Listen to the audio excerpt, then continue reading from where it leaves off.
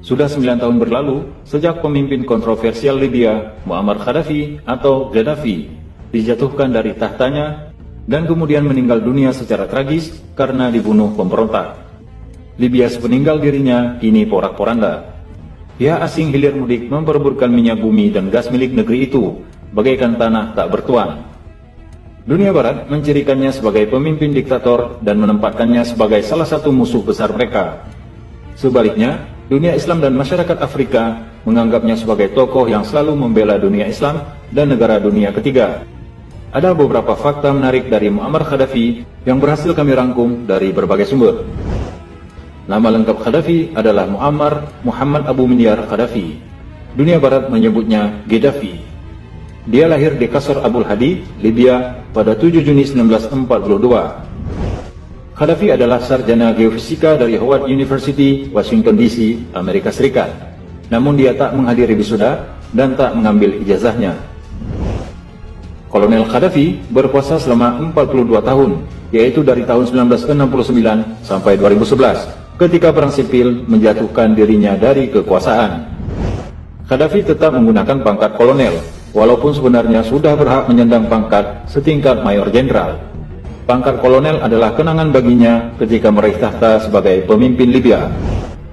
Gaddafi memimpin Libya melalui jalan kudeta terhadap Raja Idris yang dianggapnya terlalu pro-barat. Dia mempunyai buku filsafat politik karyanya sendiri yang dikenal dengan Buku Hijau Gaddafi. Buku ini diterbitkan pada tahun 1975 untuk dibaca oleh seluruh penduduk Libya dan masuk dalam kurikulum pendidikan. Muammar Gaddafi mempunyai 2 orang istri dan 8 anak. 7 diantaranya adalah laki-laki. Gaddafi menjalankan rezim otoriter, namun karena rakyatnya sejahtera, jarang terjadi upaya pemberontakan. Gaddafi jarang tidur di istana, dia lebih suka tidur di tenda. Hal ini pernah merepotkan warga New York ketika dia datang ke sana.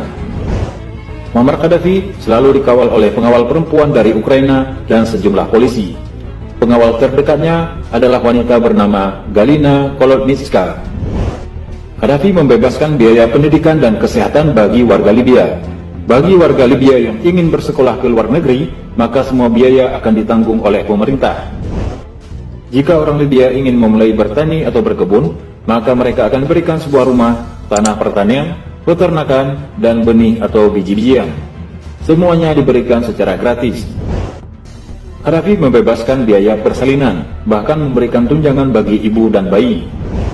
Listrik di Libya gratis, bahan bakar minyak sangat murah.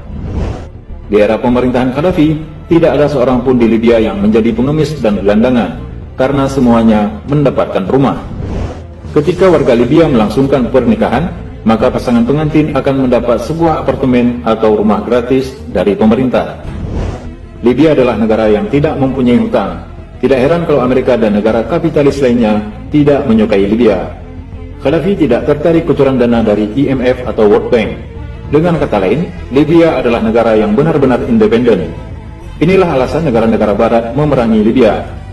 Gaddafi menjual minyaknya tidak dalam mata uang US dollar atau euro, tetapi harus dalam bentuk emas, dan menjadikan bangkrut setiap negara-negara barat. Wanita Libya dilarang bekerja di luar rumah. Praktek riba tidak boleh dijalankan di Libya. Perbankan di sana tanpa bunga. Jika orang Libya membeli mobil, maka pemerintah akan mensubsidi 50% dari harganya. Jika orang Libya tidak mendapatkan pekerjaan setelah lulus pendidikan, maka pemerintah akan membayar gaji sesuai profesinya sampai mereka menemukan pekerjaannya. Di bawah Gaddafi, Libya dinobatkan sebagai negara dengan rakyat paling sejahtera di Afrika dan Timur Tengah. Gaddafi aktif mengkampanyekan Pan-Arabia, Persatuan Arab, dan Pan-Islamisme, Persatuan Islam. Ide Gaddafi dianggap sejalan dengan ide Ikhwanul Muslimin yang menyerukan persatuan Islam di atas nasionalisme. Gaddafi sangat cinta terhadap ajaran Islam, walaupun dia sering melanggarnya. Gaddafi sangat mendukung dakwah Islam, sehingga Libya termasuk negara penyedia dana terbesar untuk kegiatan dakwah. Gaddafi tak suka kepada dinasti Saudi, yang dianggapnya adalah kaki tangan barat paling besar di dunia Arab. Gaddafi sangat membenci Israel. Dia mendukung penuh kemerdekaan Palestina. Dia adalah donatur tetap rakyat Palestina. Pada akhirnya, Gaddafi adalah seorang manusia biasa, memiliki kekuatan dan kelemahan. memiliki ambisi tinggi yang membuatnya jatuh. Ia dipuji sekaligus dicaci atas dasar yang sama.